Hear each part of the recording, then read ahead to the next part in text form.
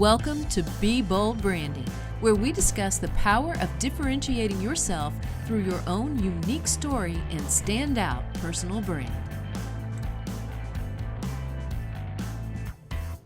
Today, we're talking with someone who has a personal brand that you won't soon forget. He calls himself the Blind Blogger. We're about to find out how he handles business, fears, setbacks, and success, and how his personal brand leads the way. I'm Tanya Eberhardt, founder of BrandFace. We help business stars differentiate themselves, and we do that through personal branding. And I'm Michael Carr. I'm the COO of BrandFace. I was actually a client before I became a partner. We're the only comprehensive personal brand building system across the globe. And we do Be Bold Branding podcast to recognize bold branding moves or bold moves, period, and to help you take the fear out of putting yourself out there without any hesitations, just like the man you're fixing to meet here today. Yep, talk about bold. Maxwell Ivy grew up in a family of carnival owners. That's a first for this show. It is a first. All right. I love it. He started losing his vision due to retinitis pigmentosa. I believe I have that correct, right, Max? Got it. All right. At an early age, becoming legally blind by junior high school and totally blind by the time he graduated from college. He did graduate from traditional schools, achieved the rank of Eagle Scout, and worked in the family business until his dad's death forced the closure of their small show. Needing something new, he started helping people sell surplus rides. Can't wait to hear about that. He had to learn so much, including how to hand code HTML, recruit clients, set fees, build an email list, manage social media, and more. People were inspired by his willingness to take on difficult challenges and encouraged him to share more about being a blind entrepreneur. This led to a second site as the Blind Blogger, with 3 books out so far and a 4th one due anytime. He's also the host of his own podcast called What's Your Excuse? Well, welcome, Maxwell, to the program. Well, thank you. I'm looking forward to having a great conversation with y'all today. We are too. We've really looked forward to this because we have 2 firsts on here, Maxwell. We have our first blind blogger, and we also have our first person that came from a family of carnival shows. Those are very unique, and I can't wait to learn a little bit more. Yeah, in fact, that's where we're going to start off. Okay, tell us what it was like growing up in a carnival family. And, you know, add in a little color, like, was it generations of family members, or did your parents start that journey? Like, what? Give us some background here. Right. Well, as my dad used to tell people, the only way you get into the carnival business is by birth or marriage. So my grandfather started the show in the 50s, and several of his kids, including my father, who was one of the son-in-laws, had carnivals of their own. At one time, there were 4 members of the Wagner Ivy family operating carnivals in Texas. And there's still one family member out there working. My cousin Jason, his children and grandchildren are still in the business. And he has grown his midway up to about 30, 35 rides. And several of his rides are worth, or at least when new, were worth over $500,000. So he's done very well for himself as the last remaining carny in the carny family. And, you know, growing up in the family, it really wasn't, a lot of the time we really weren't all that sure we were all that different, because my grandfather bought a piece of land and gave all of his kids each a place to build a home or put a mobile home. So except during school hours, during the school year, most of the time we were with other kids of other families in the same business. So it was very insulated sometimes. And, you know, when we went to school, basically, we really never had to worry about too much trouble with other kids, because there was always a bunch of Servers, Wagners, Ivies, Crouches, whatever, in the same grade, you know. Mm-hmm. So in the summers, we would spend the summer with my family as they would be working in Minnesota, Missouri, Nebraska, Kansas. And during the spring and fall, we would go to school. Either an aunt, an uncle, in my case, my grandmother, Mary Wagner, would put us in school until the school year was over and you could go and join the carnival for a while. And also back then, it was seasonal. You worked maybe 8 or 9 months out of the year, even here in Texas where the weather is better. And the other 2 or 3 months out of the year, you had to find something to do. So over the years, my family has sold Christmas trees. We've sold fireworks. We've sold stuffed toys on the side of the road, and we have set up kiddie rides in malls and at flea markets just to have money coming in during the winter so we could work on the rides to go out again the next season. And I mostly did the bookings. I also operated some kids' games, but I was our family's 12th man. If any of y'all are basketball fans, that's the guy who sits on the end of the bench and in an emergency he plays. So there were times that, being a big, strong 300+ pound person, that I helped set up and take down carnival rides, and was very happy on those weeks I got to get to do it. Max, you think about all the secondary jobs you guys did, selling Christmas trees and fireworks, that like all your entire life was just nothing but one big bundle of fun. That's how I see it. It's like, that's fantastic. That just to be raised in a family like that, to just like, what fun thing are we going to do next to make money? All right. Well, let me run down some unfun things you had to do, like scraping old paint off of carnival rides because you didn't have the money or the equipment to have them sandblasted or pressure washed. Wrapping change, tearing the used tickets so nobody could use them again on the midway. Washing muddy balacloths, sticking candy, putting the sticks in the candy apples so they could dip them and put the candy on them. Lots of really dirty, messy jobs. And at one time or another, I've had grease pretty much all over me. You could have been on an episode of Dirty Jobs. Right? Yes, yeah, those are some of the dirty jobs. Yeah, and the other dirty job that I had is I've done a lot of cold calling over my years working on the bookings, and for most of our business life, we had maybe 7 or 8 rides. There was a couple years where we had 12, but in Texas, that's a small show. Most of the time we were competing against carnivals with 2 or 3 times as many rides as we had, with stuff that was newer, flashier, and scarier. So we only got bookings by being very persistent. And so I've been told no a lot of times over the years trying to book a carnival. And I've been told no in several languages, and even by some people who I knew they were going to go wash this dirt off their feet after they finished telling me no. I have a little in common with you there, just a little bit, Max. I sold vacuum cleaners door to door. I was told no quite often too, and mine wasn't fun. It sucked. But I'm bummed, right? Well, I got to say now, I have been in the food service industry, in high school and out of high school.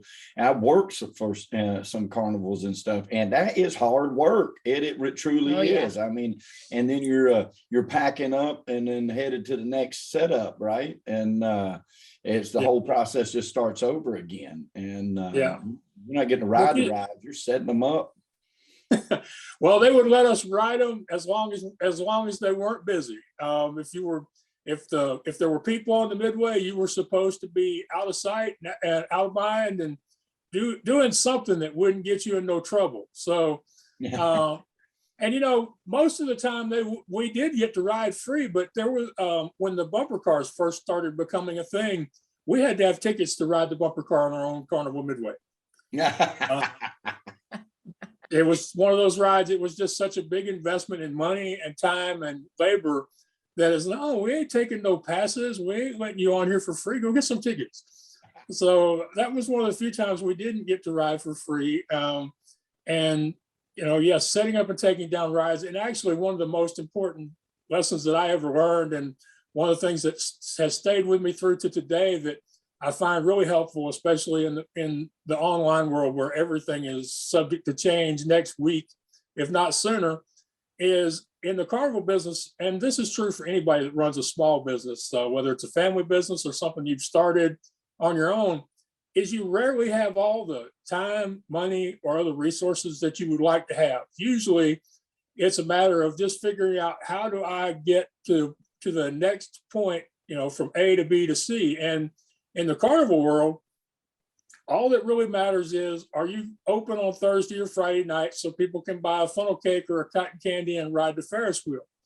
And if you can do that, no matter what you had to do in the previous 4 or 5 days, it was a good week. So you get really good at being flexible, adaptable, and implementing solutions, even if you don't like the solution. Excellent point. That's a really good point. That is very true. Very true. So let's shift gears here for just a second, Max.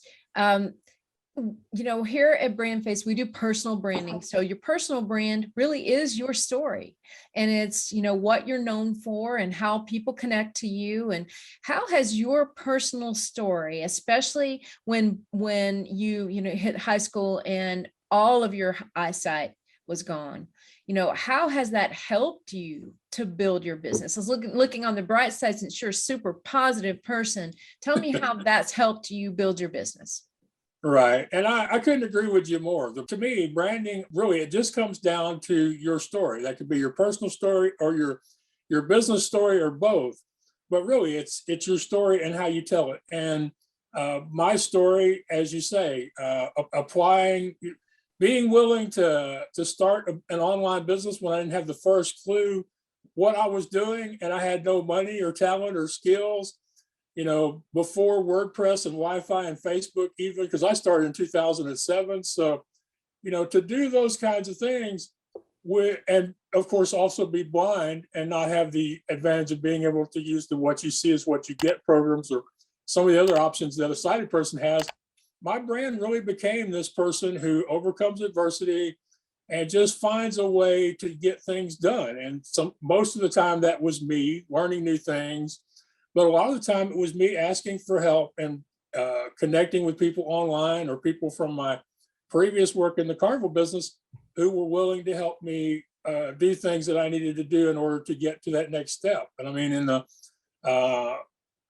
when I did my first website, I was online. I went to forums and I would ask people, "What do I do?"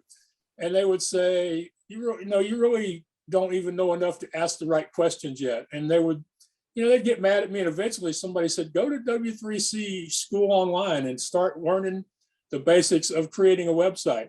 And I did that. And as a result, I was able to teach myself how to code HTML and get a website online. Now, I did a poor job picking my colors, and I couldn't edit the images people sent me. So I would have 2 or 3 different size images on the same page together and stuff like that. And more than once somebody said, "Max, your website is so bright that Ray Charles and Stevie Wonder could argue over it," That's great.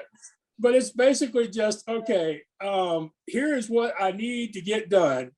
How badly am I willing to do it? What skills or experience do I have that I can apply to it? And of the things that I don't have and don't know, who do I know, or who can I find where I can learn it, I can get some help, and I can accomplish it. And I find that, especially with business people, the most asked about topic that I speak on, whether it's on a podcast interview or public speaking, is this topic of interdependence, the idea of building a community, both through online and in-person connections, and then being willing to ask for help and accept help when offered. And as a result of being able to do that, and now teaching other people to do that, a lot of entrepreneurs are finding that they are more able to solve their immediate problems. They're more able to accomplish the goals they need to accomplish, because they're not trying to do it all by themselves. And, me being blind, I've never really thought I had the option of doing it all by myself. I always thought, like, "Max, if you're going to do this, you're going to need a lot of help, and you better start asking now." And that's what I've done for 14 years now, through the Midway Marketplace and the Blind Blogger and the What's Your Excuse podcast, and now the What's Your Excuse Network. And I never claim to know what I'm doing. I always admit that I could use help, that there's more I could know about what I'm trying to do at the time. And that has all become this brand. And I don't know if y'all have seen my logo or not. You may have on my social media accounts. But my logo, which was created by a woman who I told her nothing as far as what I wanted in my logo, just I wanted her to make it representative of me and what people think of me. And she came back with a logo that shows me in silhouette wearing what looks like a cape from a superhero in front of a globe, and across my chest it says The Blind Blogger, and below me it says What's Your Excuse? So, my willingness to take on difficult challenges in spite of my blindness, in spite of everything I don't have, don't know, and can't do, has become my brand. And this whole thing of what's your excuse? That wasn't my idea. That was just people watching Max and going, you know, Max, you started a blog. I got friends who can see who won't start a blog. So Max, if you can do it, then what's my excuse or what's their excuse? And it became a thing. And this is one of the things I've really learned about branding. And I hope this doesn't offend you because, you know, you guys are professionals at this. But it seems to me that if somebody comes along and just, you know, blurts out a great brand, the smart people say thank you and run with it and build on it. And that's what I've done because I didn't come up with none of this stuff on my own. No, we agree, you know, and two, Max, a brand is really about how you feel about things too, right? It's how you make other people feel, and it's how you feel about your own accomplishments. And you're a positive person, and people, no doubt, just the example of your logo alone tells how they feel about you, and Yeah, why your audience has labeled your podcast. Mm-hmm. Yes, they have.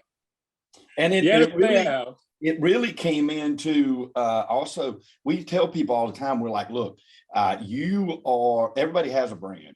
You either develop your brand and then share with the world how and teach them how to treat you, or they're going to give you that brand, right? And they give you those brands based upon your actions. And you clearly, like Tanya said, very positive person. You've overcome obstacles that most of us cannot imagine, and yet are highly successful at that. And then now motivating other people with that same motivation, and that became your brand. And then it's such a perfect one because nobody else has an excuse. If Maxwell can get out here and do this, then the rest of us entrepreneurs have no excuse. We're either delusional about the dreams that we say we want out of our lives and out of our businesses, or we're lazy, because you're proof in the pudding that you can achieve those goals and beyond if you're willing to put yourself out there to do that. And so it's a quick marry between be bold and what's your excuse, you know what I mean? Because we try to tell people the same thing. You've just got a much better platform to say it because you do it without sight. And that's great. Right. Without excuse. I appreciate that because it never hurts to get a second or a third opinion. And, you know, one thing you said there that reminded me of another experience with branding for me is you said that you, through your actions, you show people how you want to be thought of or treated. And I'm also known as Mr. Midway, and for my other website. And the reason I'm known as Mr. Midway is because I was trying to help the fans of a defunct amusement park in Ohio sell their beloved wooden roller coaster. We were trying to find it a new home before it got bulldozed out of existence. Mm-hmm. And because of the way I talked about their coaster and the way I respected the coaster and them and their park and their memories, one of them just started calling me Mr. Midway, and that stuck. So I like the point you were making there about how it's our behavior and how we show people we want to be treated or how we treat them that can also lead to a solid brand. Yep. Right. Agreed. Right. Further proof of either you develop your own brand and how you want to be viewed, and, you know, by the way that you treat people, and matter of factly how you develop your own brand, or somebody's going to give it to you and they may not be as lucky as you as being branded the right way, right? Because there are some people that if you leave it up to the people that know them to brand them, it might not be as nice, right? In other words, we need to think about how we want people to see us and treat people the way we would want to be treated. You know, that goes back to the golden rule, but it is, you know, building a brand is a lot of thinking about a lot of that. How do you want to be viewed? Mm-hmm. And you can create some of that on your own as well, because you did that by just behaving the way that you behave. And that caused people to look at you differently, right? Right. Yes. Yeah. And a lot of this is by my actions. I've often told people that I have done a lot more mentoring by implication by people watching what I'm doing than I have done in direct one-to-one conversations with people. And that's comes back to what you were saying just now about branding. And you're right, we do have to think about it. Just because somebody offers us a name doesn't mean it'll be great for us. And And pretty much every time somebody has given me one of these brands, I have fought it for a time, some longer than others. And I've even went to blogs and social media to try to find alternatives. But it's just like nobody ever had a really good alternative. And the real thing is none of my existing followers wanted there to be an alternative. Right. Yeah. Right. But that It's speaks meant to to the be. authenticity too, you know. You mentioned a lot of things that were challenging clearly in business. What would you say is probably the most challenging that maybe us with sight wouldn't think of? What do you think is one of the biggest challenges that you've overcome over the years? You know, it seems like there are lots of them, but I would say the biggest regular challenge is being an online personality and doing it with a screen reader and knowing that these websites and apps that I have to spend so much time with are constantly changing. And even what may seem like a small change to the webmasters or to the app builders can be a big problem for me. For example, a year or so back, Twitter decided to move the button on their app for a new tweet from the top right to the bottom left. And since they did not tell any of us visually impaired users they had done that, I went over half a day. The only thing I could do was reply to people's posts because I couldn't find the darn button. Now, there are lots of blind people who are much more tech savvy than I am. I kind of feel like I'm in maybe the middle or the upper middle as far as ability and as far as using the technology, but things like that can really just ruin your day. I'm a member of several websites for finding hosts looking for guests for their podcasts. And one of them last year changed one of the main pages from a format where it used dashes between each element to using underscores. Well, because, you know, most of us do everything from our history or our bookmarks, my history and my bookmarks didn't work no more. And I actually had to finally send them an email and go, hey, what did you do? Why is this broken? Because I can't use your website right now.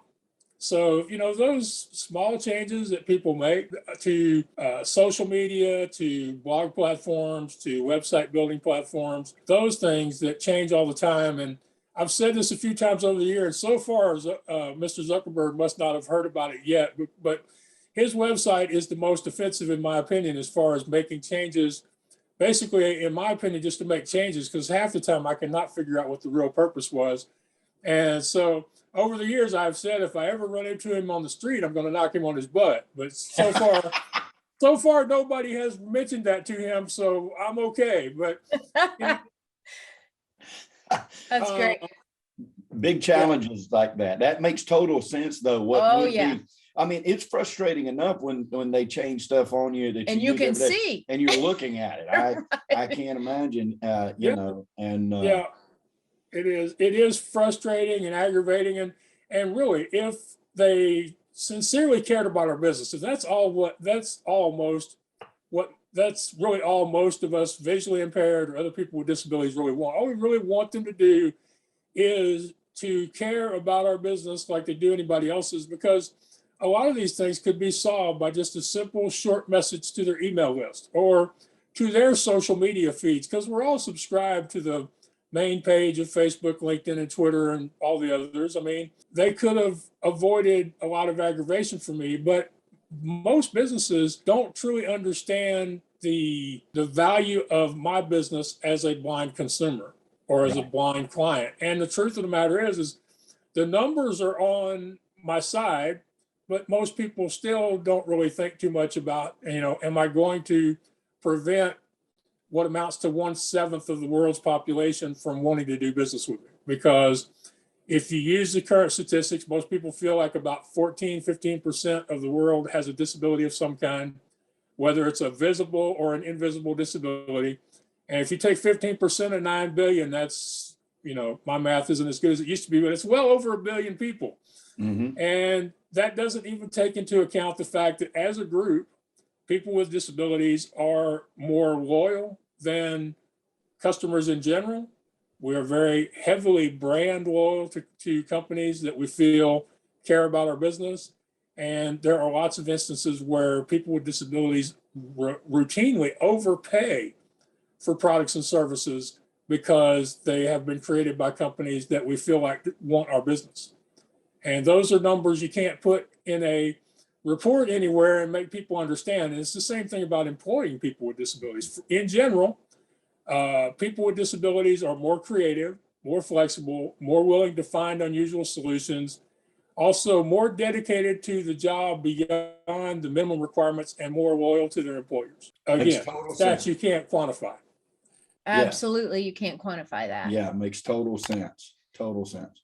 Well, Max, I want to switch here on you in the last few questions to focus on something that I believe is so important. And Michael and I try to foster this as much as we can. This program is about be bold branding, being very bold about your brand and unapologetic about this is who I am, this is what I do, right? Okay. But one of the things in life that we feel is so very important is inspiration, is motivation, right? And why we do what we do. And you have such a beautiful, positive outlook and personality that just reminds me of my favorite quote of all time from Dr. Wayne Dyer: when you change the way you look at things, the things you look at change. Which leads me to an important question for you. When you first became fully blind, how did you look at that? And then how have you remained so positive over this time to face those challenges head on and to be such an amazingly cheery person, right? Because you are, you have this lovely personality and so cheerful.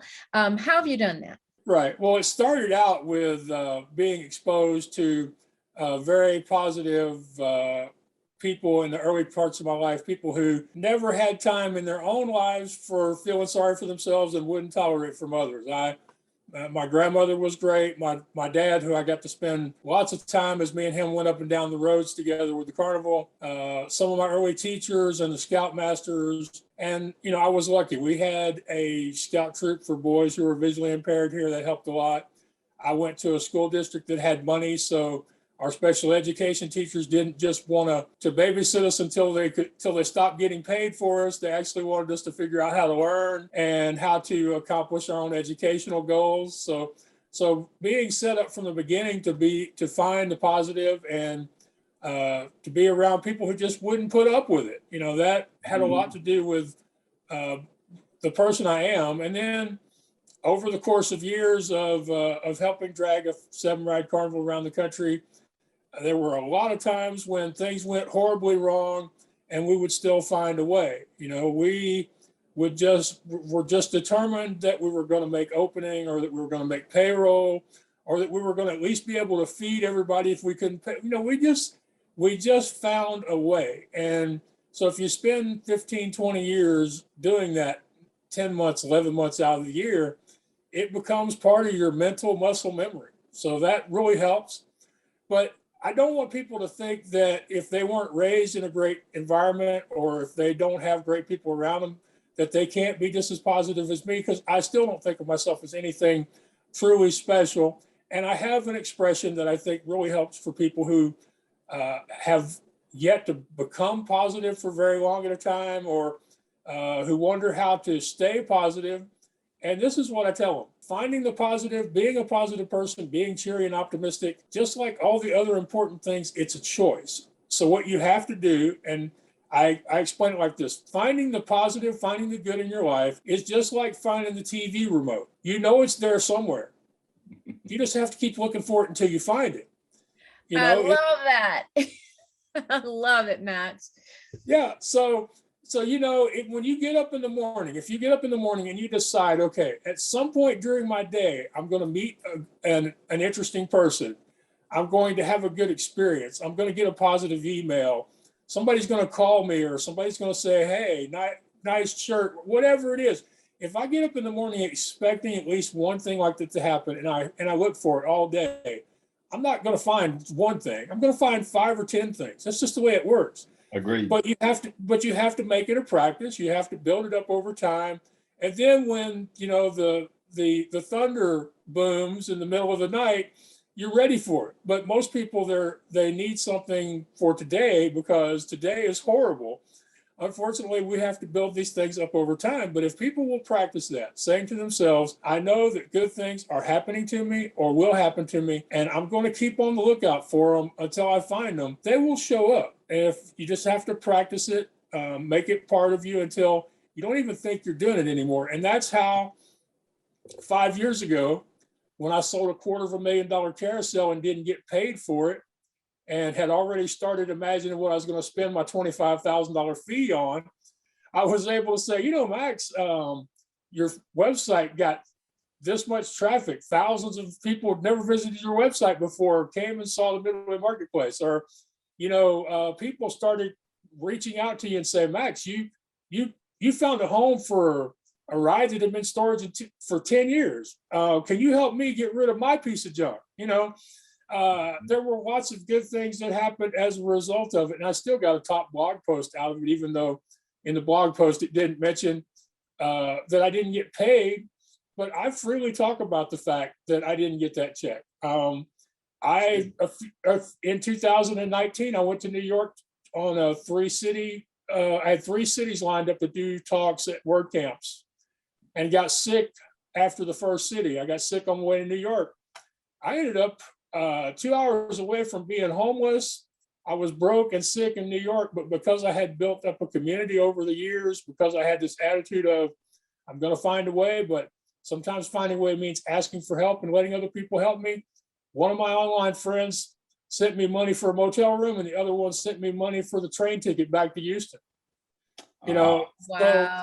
So things like that can happen, but you have to make them a habit. You have to practice them. And so my 3 things that I believe in, that I do all the time are, one is building the community, asking for help, accepting help when offered. And the same thing applies to opportunities. It's not just help. The second is, deciding to find the positive in all aspects of life. And the third one is deciding to find solutions instead of making excuses. And as I mentioned earlier, that one you have to add in the little addendum that even if I don't like the solutions, I'll still go ahead and implement. Agreed.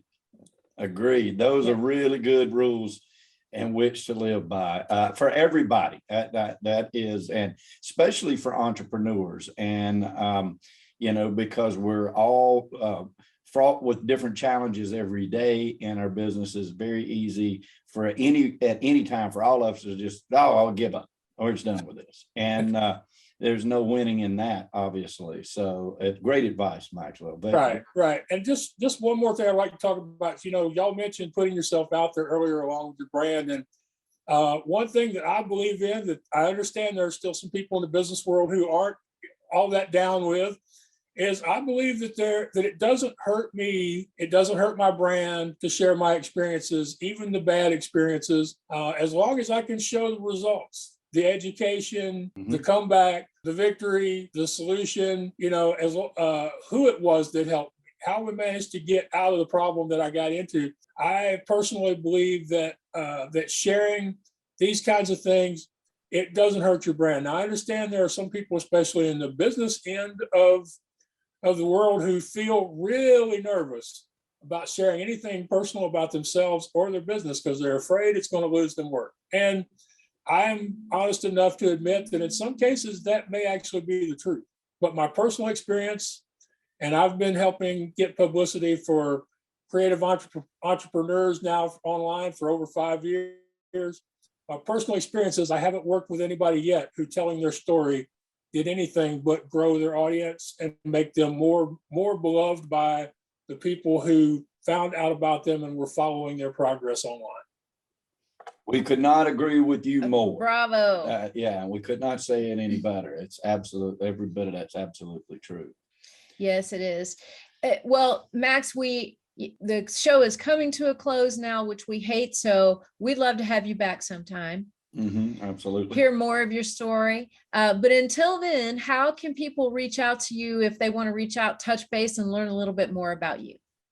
Right. Well, they can always visit theblindblogger.net, or they can send an email to justask@theblindblogger.net. If they want to listen to the podcast, they can tell Alexa or Google or Siri to play What's Your Excuse?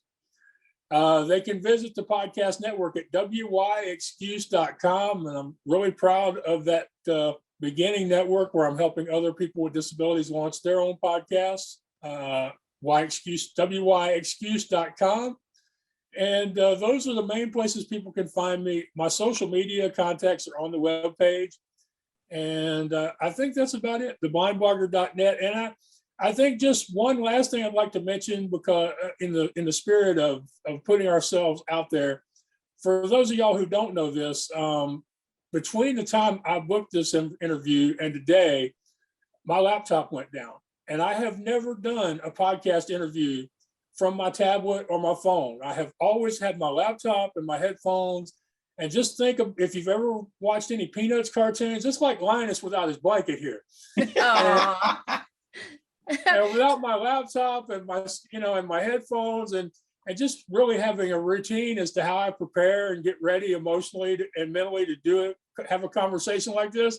But, we had no choice. It was either use the tablet or not get a chance to talk with y'all and your listeners today. And so you knew which one I was going to choose even before you found out about it, That's right. So absolutely. I feel like it's flawless.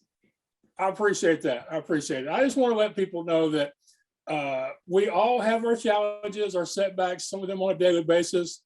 And really, whenever I get the opportunity, I like to share them because I don't want people thinking that I'm too amazing. I want them to realize that they can do this just like I can do this. They can find their own solutions if they're looking for them and willing to implement them, even when you don't like them. I love it. What a great lesson, Max. Thank you so much for shedding some light and inspiring people today. We appreciate you, and you guys visit theblindblogger.net. Learn all about Sam and follow all those links and follow him everywhere. That's okay? right. I appreciate y'all so much. I like to make sure I tell hosts this. For a long time, I didn't have the opportunity to meet people in person. So the only way I could get my story out into the world was to do podcasts. So without people like y'all, there wouldn't be The Blind Blogger or What's Your Excuse, because there wouldn't have been any way for people to find out about the work I was doing. So just know that you are just as much of and just as an important part of my journey. And I appreciate it. You touched my heart. And Yes. back at you. Max, back at we you. appreciate you too. You bet. Okay, so we've all met a wonderful new friend today, guys. That's right. We love this. Okay, guys, if you have questions about your brand and want to learn more about us, head to discussyourbrand.com and you can schedule a chat with our team and let's talk about how we can help you build a brand as powerful as Max's brand. All right. That's right, folks. And hey, it's about prosperity. And when I say prosperity, we're not just talking about money. That's only part of it. We're talking about the full 360 of an abundant life that we all wish for every one of y'all. We know here at BrandFace that prosperity favors the bold. So we say be bold, folks, especially with your brand and especially in coming up 2022. We're very excited about that. Mr. Max, thank you so much for your time. And thank you, Ms. Tom. Thank you, gentlemen. All right, we'll see you next time on Be Bold Branding. Brought to you by BrandFace, the only comprehensive personal brand building system across the globe.